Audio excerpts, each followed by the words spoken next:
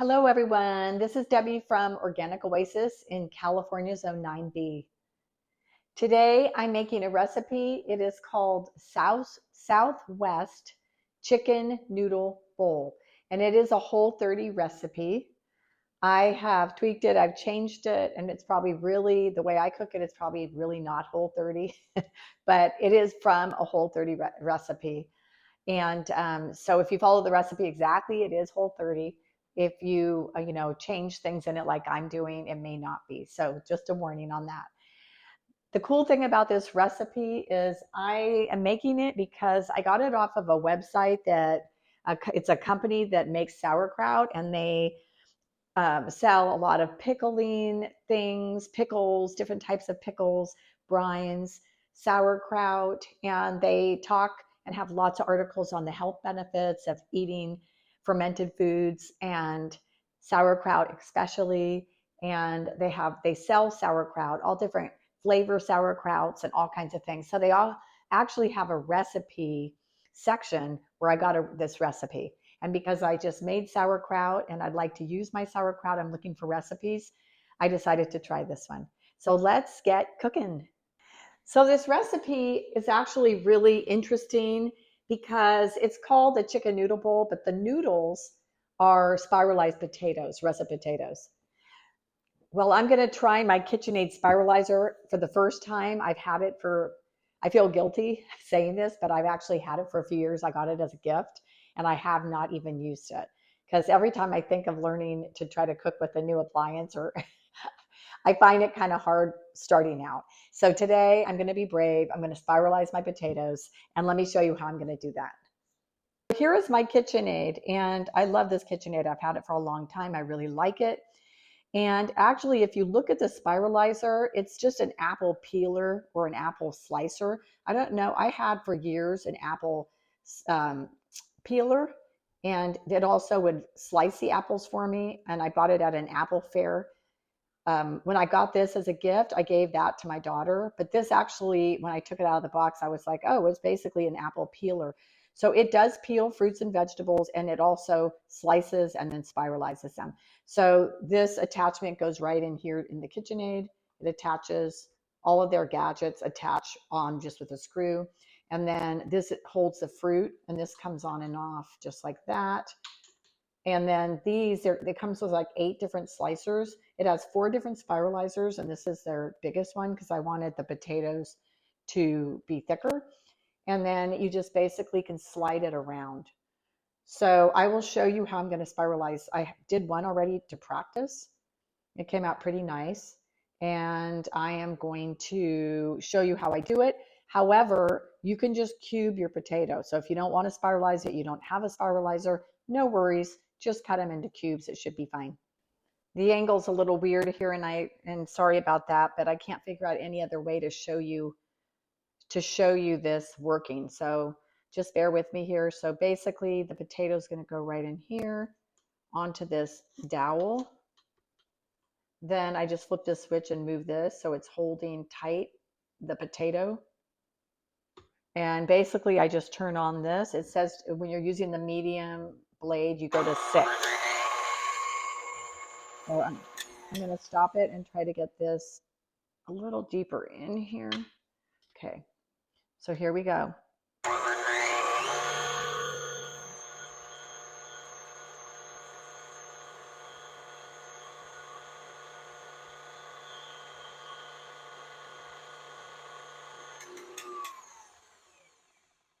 Pretty cool. And basically it's spiralized, and then I just pull this out. Part of the potato is, it leaves this little piece of the potato, but I just cut it up into little pieces. I'm still going to use this. But here's the potato. So the first thing that we are going to do is just put a little bit of olive oil in the pan. And we're going to saute the chicken. Now the recipe calls for a pounded chicken thinly sliced, seasoned with Southwest seasoning. So I just didn't thinly slice my chicken. I basically just, I just cut it into pieces, into small pieces. And I probably don't have an entire pound. I opened up a pound and a half of chicken the other day, used some of it, and then just kept some. So this is probably maybe 0.80. It's not exactly a whole pound of chicken, I don't think. This is my own seasoning I made. This is now Southwest. It's a Mexican seasoning made with chili powder. I made this as my own rub. And now I'm just going to use this too because I didn't have anything else. I just figured, I think you guys can go ahead and use any sort of seasoning blend that you enjoy. And we could rename this. It doesn't have to be Southwest Chicken Noodle Bowl. Mine's going to be a Mexican Chicken Noodle Bowl. So we're just going to get a little creative here. You're cooking for your family. You want to cook something quick. You don't want to run to the grocery store. Just use what you have. Make your own little mixture. Even something like garlic would be good. Just garlic and a little salt. I think I'll put a little pepper. I think my pepper mill is out of pepper. Oops. I'll use a little bit of salt. Salt spices things up. I don't think I have salt in my Mexican seasoning. I know I have a lot of different things in there, but not salt. So we're just going to saute this for, until it's no longer pink. So I'm going to saute this probably 5 minutes, and I will come right back. This has been sauteing about 5 minutes. And now you take 4 cups of chicken broth. Now, as you can see, I have only organic vegetable broth, organic Trader Joe's, and so that's what I'm going to be using. You can use chicken broth, I'm using vegetable broth. You put in the entire 4 cups.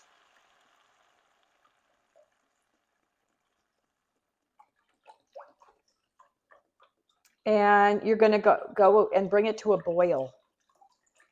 So we want it to get nice and hot and boil for a few minutes, and then we'll bring it back down to a simmer. So I'm going to turn up the heat a little bit.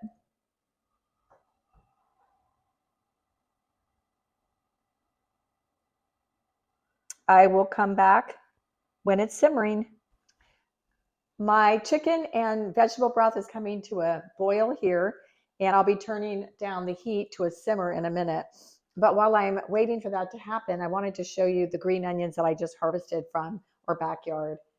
So I strongly advise you to try to grow these. All I did was I had bought some green onions for a salad I was making, and I just took the white part with the roots attached when you buy them at the grocery store. I just took a few of those and I put them out in a bag out in our grow bag area vegetable garden.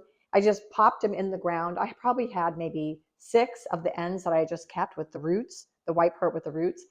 And I just popped them in bags outside and watered them, and they grew into huge onion plants.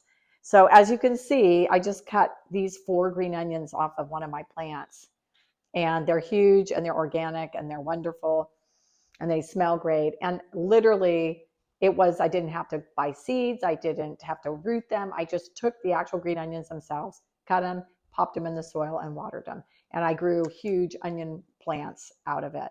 And this will probably last me. If I can keep them going over the summer. They like cool weather, but if I could keep them going, I can have green onions.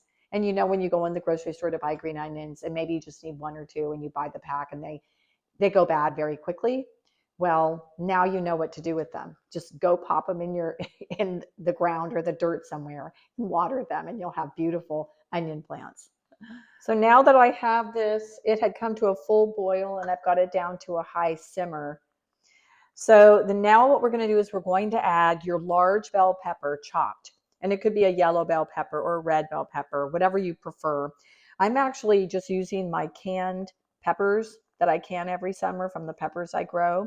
It's a mixture, as you can see, of all types of peppers. There are bell peppers in here. There's also jalapenos and other types of peppers. I want to use them up. So I'm just going to pour those in, put those in. Next, what we're going to do is we're going to put in the onions. So these are the green onions I just showed you. I'm going to sprinkle these in. And I want to keep this simmering. Maybe turn up the heat a little tiny bit. I want to cook because I want to cook my potatoes. So now we put in the potato noodles, and it calls for one russet potato, and I used one medium russet potato, and I used 3 smaller ones. I feel like Tim went to the grocery store, Tomato Tim, to buy potatoes, and he came back with 3. So I just figured I'll just use them all. So what we want to do now is we want to boil and simmer this for about 3 minutes. And because I have a lot of potatoes in here, I think I'm going to pop the lid on so that all the potatoes get cooked, since they're not all submerged under the water, under the broth. I'm going to go ahead and pop the lid on and simmer it with the lid on, because I think that it will cook the potatoes quicker, because it'll steam the ones on top. Okay, so I will come back as soon as that is finished. The potatoes are done. Now, they did cook for 15 minutes, not 3 minutes that the recipe said. So I wondered why they would have you cooking potatoes for 3 minutes, because they would not cook that fast. But unless they spiralize their potatoes really, really skinny, maybe it would only take 3 minutes. But because I have mine thicker, I kept tasting them and testing them, and it took 15 minutes to get my potatoes to the consistency that I like, where they're nice and soft. So now I'm turning the heat off. We don't need to cook this anymore. Now we're just going to add some more flavors. So the next thing we do is we put in 2 tablespoons of lime juice. Now, the best would be lime juice from your own lime tree, organic lime tree, but I don't have a lime tree, and I don't have any lemons right now. So I'm just going to use 2 tablespoons of this Santa Cruz lime juice. And it also calls for 1 cup of salsa. Now, I do can salsa. We grow a lot of tomatoes. Tomato Tim grows a lot of tomatoes. So I have a lot of salsa. I have a few jars left. I want to use it up before we start harvesting tomatoes. It's kind of my rule of thumb, is to use everything within the year. And that's my goal. And so it says to put in 1 cup of salsa right now and stir it in. But because I have an entire pint, I'm tempted to throw the whole thing in, because I did use more potatoes. So I think I might just do that. So here's my jar of my home canned salsa. This is called Fiesta salsa. So it has chunks of a lot of like tomatoes, and it also has peppers and things in it.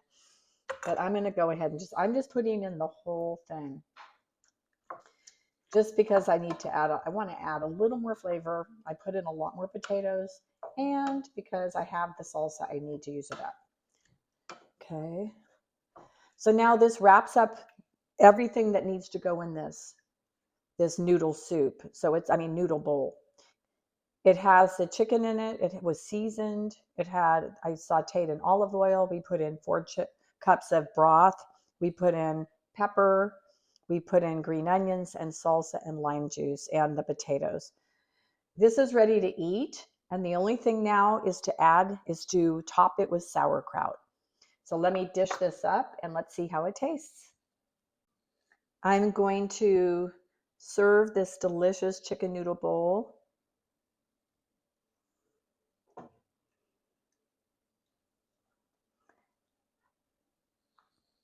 There's 1 serving.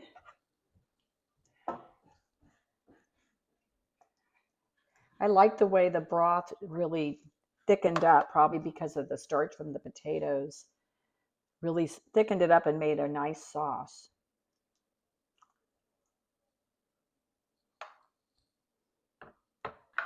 So now on top of this, you put your sauerkraut, whichever kind of sauerkraut you have. Now this, I just did a video on harvesting my purple cabbage and I made the sauerkraut, and now I'm using the sauerkraut. So I think what I'll do is just put a nice spoon right on top like that. And then if we want more, we can add more. I will link the recipe below, and you'll see if you're interested. There's the website. They actually sell sauerkraut.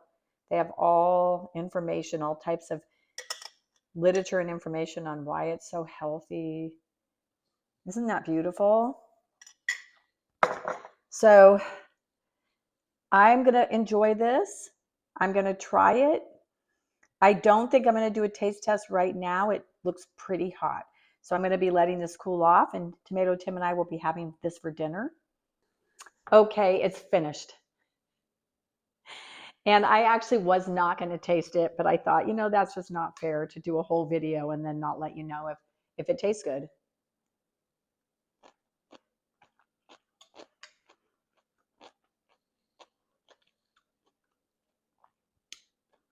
It's good.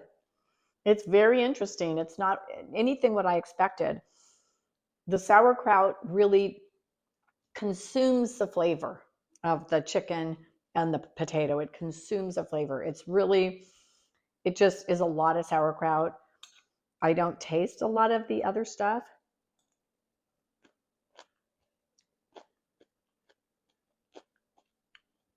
It tastes really healthy. It tastes like garden. It tastes delicious. But if you are serving this with a family, I would basically what I think you should do is just serve this and leave the sauerkraut sitting in the middle of the table. Let everybody add the sauerkraut that they want to it, because I put a little, I think I actually added too much. I like sauerkraut, so I like it. But for someone who doesn't, they probably don't want to put it on. And maybe you want to add just maybe 1 or 2 teaspoons. Because I put on, as you can see, I put on a lot and it really overpowered the dish. I think it would have been better maybe with a little less. So I think on my next, I still have a lot left over. I probably will start off with just a teaspoon or 2 and not so much. But it sure looks pretty. If you like these type of recipes, and I'm experimenting all the time. I have harvesting my vegetables, my fruits, and I'm always looking for different ways to use them and to eat them and consume them. I hate wasting. I hate ending up having to pull things and throw them or compost them. So I'm always trying to find recipes, the new ways to use the stuff that we're growing. It's organic. We know it's healthy, but we want it to taste good.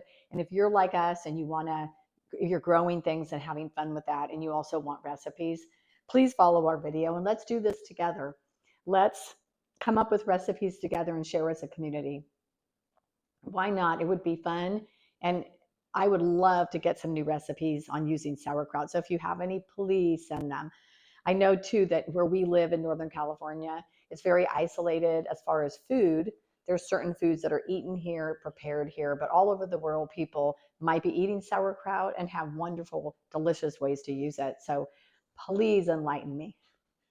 Thank you so much for supporting Tomato Tim and I and our channel, Organic Oasis. Thank you so much, and happy growing.